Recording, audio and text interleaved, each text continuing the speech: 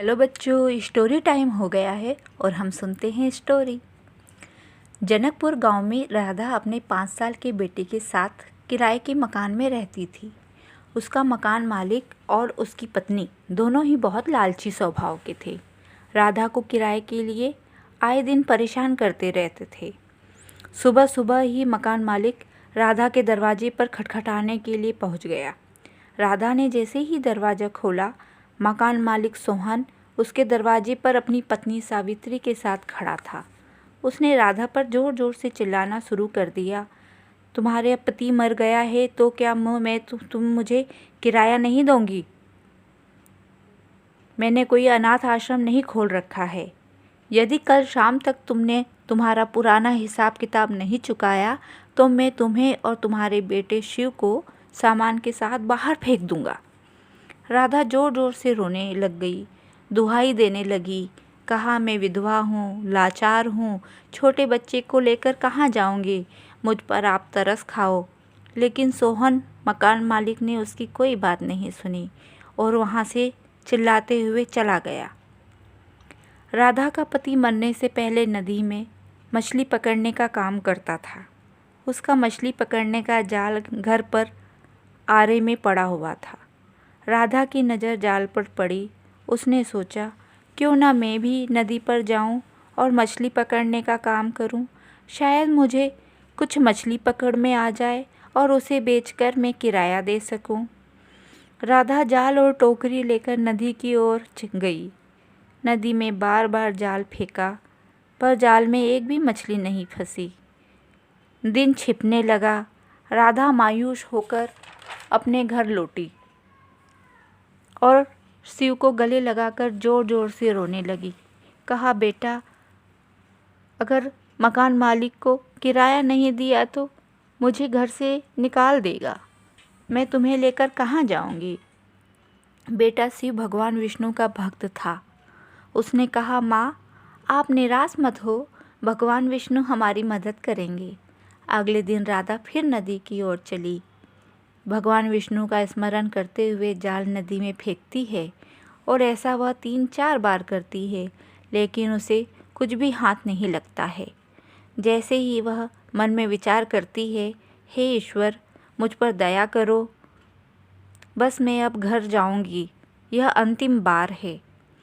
और जैसे ही अंतिम बार प्रयास करने के लिए वह जल में जाल डालती है, मछली फंसने का इंतज़ार करने लगती है और जैसे ही जाल को खींचती है तो उसे महसूस होता है जाल बहुत भारी सा हो गया है, जाल को खींचने में ताकत लगानी पड़ रही है।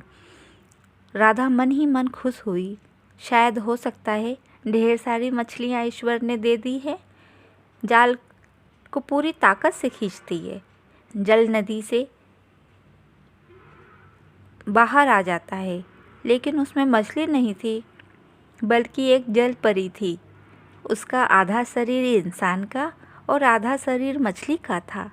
जल परी ने राधा से कहा, मुझ पर दया करो, मैं पानी के बाहर जिंदा नहीं रह सकती, मैं यहाँ की राजकुमारी हूँ। यह सुनकर राधा ने उसे तुरंत पानी में छोड़ दिया और उसके सामने रोते हुए कहा, अगर आज शाम तक मुझे रुपए नहीं मिले तो मकान मालिक मुझे घर से बाहर निकाल देगा। मेरे पास उसको देने के लिए कुछ भी नहीं है।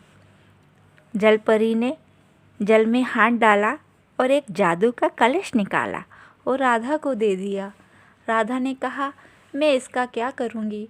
बाज़ार में इसको अगर बेचूँगी तो 50-100 रुपये से ज़्यादा नहीं मिलेगा। जल परी ज़ोर से हंसने लगी। उसने कहा, राधा, यह कोई साधारण कलश नहीं है, यह एक जादुई कलश है। भगवान विष्णु के आदेश से मुझे यह तुम्हें देने का आदेश हुआ है। तुम इस कलश से को स्पर्श कर कर मन में जो भी विचार करोगी और मांगोगी वो तुम्हें मिल जाएगा। यह सुनकर राधा की खुशी का कोई ठिकाना नहीं था। वह कलश लेकर आनंदपूर्वक अपने घर आई, अपने बेटे शिव को सारी बात बताई और कलश से पहले किराए के रुपए मांगे। दरवाजे पर खटखटाहट जैसे ही हुई, राधा बहुत उत्सुक होकर हाथों में पैसे पकड़े दरवाजे की ओर बढ़ी और दरवाज़ा खोला।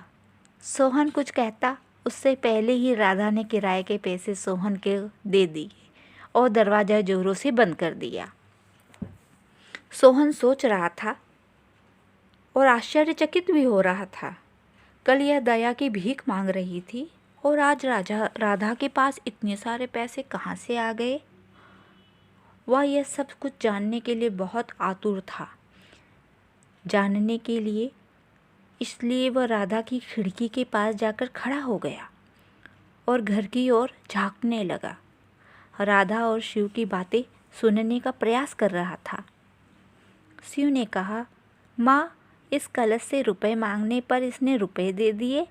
अब मुझे बहुत भूख लगी है, क्या यह खाना भी दे सकता है? आप कलश से कुछ अच्छा खाने के लिए पकवान मांगो ना, बहुत दिन हुए हमने पेट भरकर खाना नहीं खाया। राधा कलश को स्पर्श कर खाने के लिए पकवान मांगती है। कुछ ही देर में फर्श पर तरह तरह के व्यंजनों के ढेर लग जाते हैं। राधा और शिव देखकर बहुत खुश होते हैं। यह सब नज़ारा सोहन खिड़की से झांक रहा था। जाकर अपनी पत्नी को सारी बातें बताईं। सोहन और उसकी पत्नी योजना बनाते हैं कैसे राधा के पास से यह जादुई कलश लिया जाए। अगले दिन सोहन की पत्नी राधा के घर खीर का कटोरा लेकर जाती है जिसमें उसने पहले से ही जहर मिलाया हुआ है। राधा दरवाज़ा खोलती है। सोहन की पत्नी खीर का कटोरा लेकर खड़ी है। कहती है, यह क्या है? आप हमें यह क्यों देने आई हो? जिस पर सोहन की पत्नी कहती है, कल तुमने किराए के रुपए दिए थे, इसलिए मैं बहुत खुश हूँ। इसलिए मैंने तुम्हारे और शिव के लिए खीर बनाई है। आज तुम खाना मत बनाना, बस यही खीर खाना।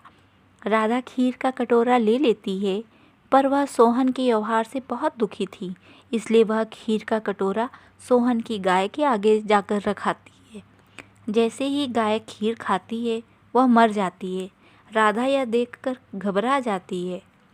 गाय के मरने की बात जैसे ही सोहन और उसकी पत्नी को पता चलती है, वह बहुत दुखी होते हैं।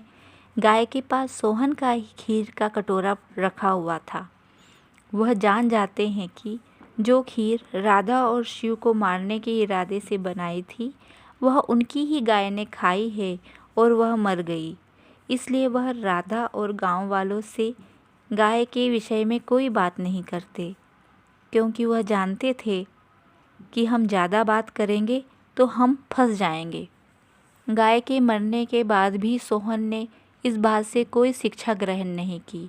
उसकी नीयत खराब थी। वह हर कीमत पर राधा से वह जादुई कलश लेना चाहता था, इसलिए उसने दूसरी योजना बनाई।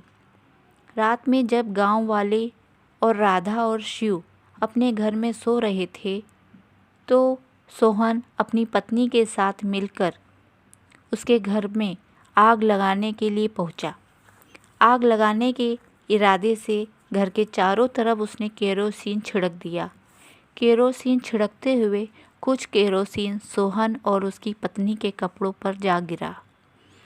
सोहन और उसकी पत्नी इतनी हड़बड़ी में थे कि उन्हें पता ही नहीं चला कि उनके कपड़ों पर कब केरोसिन गिर गया।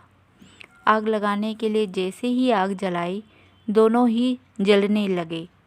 राधा का मकान तो आग से सुरक्षित था, लेकिन सोहन और उसकी पत्नी का शरीर जलने लगा। वह दोनों ज़ोर ज़ोर से चिल्ला रहे थे, बचाओ बचाओ, पर उन्हें कौन बचाता। आधी रात हो रखी थी, सब लोग सो रहे थे। यह समय तो उन्होंने ही चुना था राधा और शिव को मारने के लिए। देखा बच्चों, जो दूसरों के लिए बुरा सोचते हैं, ईश्वर उनका ही बुरा करता है।